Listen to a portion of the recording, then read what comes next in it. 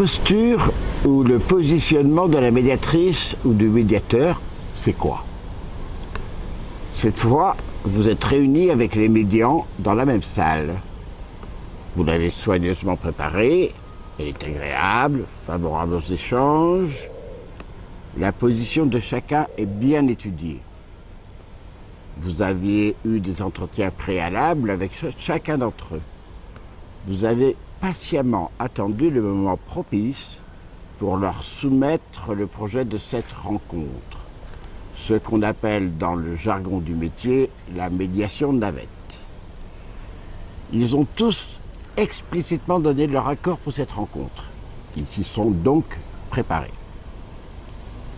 La première chose à faire, en ouverture, est donc de les écouter attentivement pour qu'ils livrent chacun leur grief.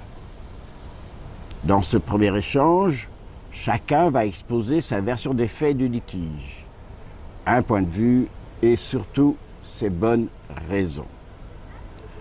La sociologie, ou plutôt une certaine sociologie, nous apprend que toute personne a ses bonnes raisons d'agir et de se comporter comme il le fait. Étant donné son histoire, sa place dans la société, le contexte dans lequel il vit ses épreuves, il adopte une position singulière, il agit comme acteur rationnel. C'est ce qui, en général, nous échappe quand on vit leur conflit de l'extérieur. Autrement dit, si nous avions partagé la même histoire et si nous étions confrontés aux mêmes situations, nous aurions agi comme chacun d'entre eux. C'est ce que certains économistes et sociologues appellent la rationalité limitée, limitée par son contexte d'action. Chacun est acteur de sa situation.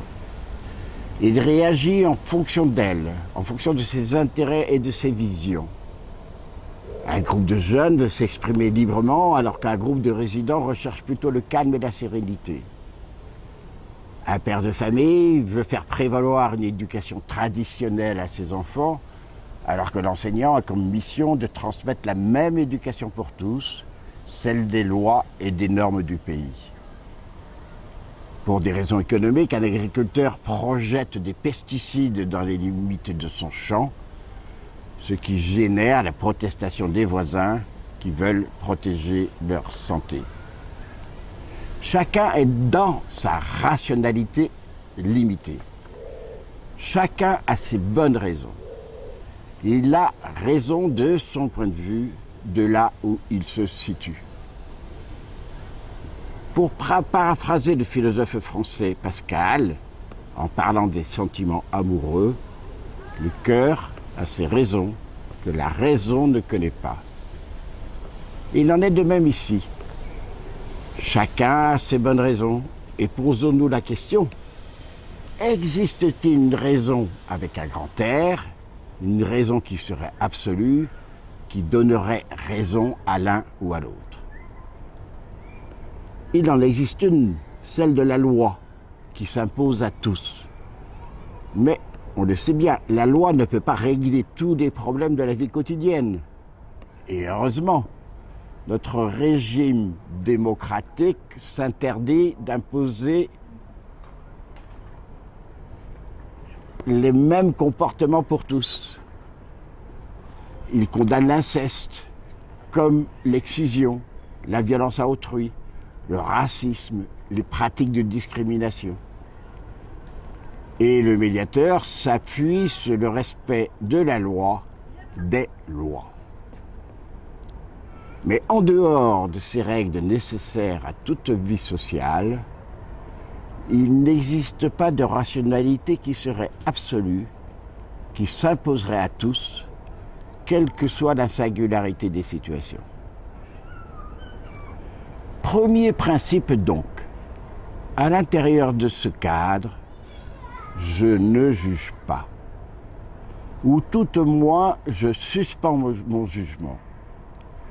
Je m'exerce à m'abstenir de porter un regard biaisé parce que moi aussi, j'ai mes propres références de ce qui est bien et de ce qui est mal, construites par ma propre éducation, mes propres valeurs et mes propres règles morales. Mais je n'ai pas à les imposer à mon interlocuteur. J'aurai d'ailleurs plus de facilité à m'en déprendre au moment de la médiation que j'aurais bien pris conscience de ces références auparavant. Par exemple, j'ai en face de moi quelqu'un qui ne croit qu'au gris-gris et au sort qu'un ennemi inconnu lui aurait jeté. Bien sûr, vous n'y croyez pas une seconde. Vous et moi, nous avons été éduqués depuis les Lumières dans une culture qui prétend expliquer les phénomènes selon la logique de l'explication causale, celle d'une cause qui engendre tel effet. Et pourtant, vous suspendez votre jugement. Votre interlocuteur a été imprégné par une vision magique du monde qui lui donne la clé de tout ce qui lui arrive. C'est sa croyance. Vous n'êtes pas a priori pour la combattre ou porter un quelconque jugement de valeur. Il a ses raisons. En tant que médiateur, je les comprends au sens étymologique du mot. Je comprends, je prends avec moi. Mais je ne lui donne pas raison. Raison avec un grand R. Et d'abord, de quel droit aurais-je à le faire? Qu'est-ce qui pourrait me le permettre? Autrement dit, quelle serait ma légitimité? Je ne suis pas juge dont la rationalité du jugement s'arrête au corps des lois. Ni prêtre, ni pasteur, ni imam, ni rabbin, détenteur d'une morale qui s'appuie sur une religion. Je suis en quelque sorte anthropologue, comme Lévi-Strauss, qui refuse toute hiérarchie entre culture et civilisation, entre celles qui seraient avancées, comme l'Occident, qui se situe comme l'Occident, ou des civilisations qui seraient considérées comme arriérées. Chacune d'elles sont porteuses d'une culture propre, celle de l'expression de sa vision du monde. Le développement de la technique pour maîtriser la nature est propre à l'Occident, mais ne peut en rien être à la mesure d'une quelconque supériorité. Voilà donc quelques préceptes pour établir une relation de médiation dès les premiers contacts avec chaque médium et qui doivent vous guider pendant la rencontre de la médiation.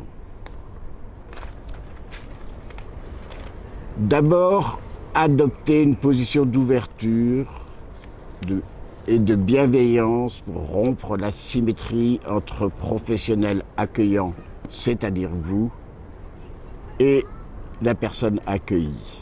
Donc, adopter une position d'ouverture, de modestie et de bienveillance. Deuxièmement, accepter le trouble instantané d'être dérangé par l'inconnu et l'étrangeté. Troisièmement, manifester un profond respect de l'entièreté de l'être de celui qui vous sollicite ou à qui vous vous adressez dans sa globalité et sa singularité. Quatrièmement, refuser toute inquisition de la personne en se limitant aux informations utiles pour répondre à sa demande. Alors, me direz-vous, cet état d'esprit, cette manière d'être avec vos médiants, peut-on dire qu'ils suffisent pour la médiation? Et des techniques de communication là-dedans. Que fait-on de tous les modes de faire qui facilitent le dialogue? Bien sûr qu'ils sont nécessaires. Pour prendre un exemple simple, vous croisez les bras au moment de la médiation. À votre insu, votre attitude corporelle fait signe. C'est ce que nous appelons la communication non verbale. Certes, vous voulez écouter la personne et vous concentrer sur ses propos. Il n'empêche, vous envoyez un signe de fermeture. Je campe sur ce que je suis et mon rôle professionnel qui veut que je vous écoute. Mais je reste extérieur à vous. Je ne me mouille pas. Je ne me mets pas en jeu dans le jeu de la rencontre. Dans celle-ci, tout fait signe. Votre regard, les traits de votre visage, votre attitude corporelle, l'intonation de votre voix. Les techniques de communication vous permettront de gommer ces signes non-verbaux. Mais elles ne valent rien si ces techniques ne sont pas habitées par une démarche profondément humaniste. Très vite, elles apparaîtront comme un décor de théâtre, sinon même des outils de manipulation. Votre interlocuteur le ressentira, consciemment ou non. Il s'engagera avec méfiance, tout le contraire de ce que vous vouliez obtenir. L'engagement dans un processus de médiation, vous l'aurez compris, est un véritable engagement professionnel fondé sur un engagement personnel fort. Tout comme le médecin qui mobilise toute son attention à son patient. Votre art, votre compétence est celle de mobiliser en même temps une vision humaniste, une empathie, certains diraient même une compétence d'amour pour les médiums, et également un ensemble de techniques favorisant l'expression et le dialogue. Cet engagement, vous vous en rendez compte, est exigeant. Mais rassurez-vous, ce type de posture ne s'apprend pas en un jour. Vous avez là le cœur du métier, son ethos, comme le disent certains sociologues, et son éthique que vous devez intégrer. De la même façon que tout praticien de la médecine est habité de l'éthos professionnel qui lui est propre. Il en a fait promesse en jurant le serment d'Hippocrate. Dans ce serment qui vient de l'Antiquité, tout un état d'esprit, de règles morales et professionnelles y sont prescrites et qu'il engage sa vie durant. Il jure ainsi, par le serment d'Hippocrate, qu'il dévouera sa vie et délivrera son art de médecin dans, je cite les termes, l'innocence et la pureté. À chaque métier et profession, son ethos, qui l'engage et en même temps façonne son art. Le travailleur social doit être un bon serviteur de la mission que l'État lui a confiée envers les populations en manque de ressources de tout ordre. Celui du médiateur relève de l'intercompréhension et de la construction d'un échange pour donner confiance aux personnes dans leur capacité à s'exprimer, à agir et à intervenir par rapport aux problèmes qui le concernent. En tant que médiatrice et médiateur, vous êtes les seuls à tenir cette position. Les seuls détenteurs de cet art si spécifique et si nécessaire à notre société actuelle en manque de reconnaissance.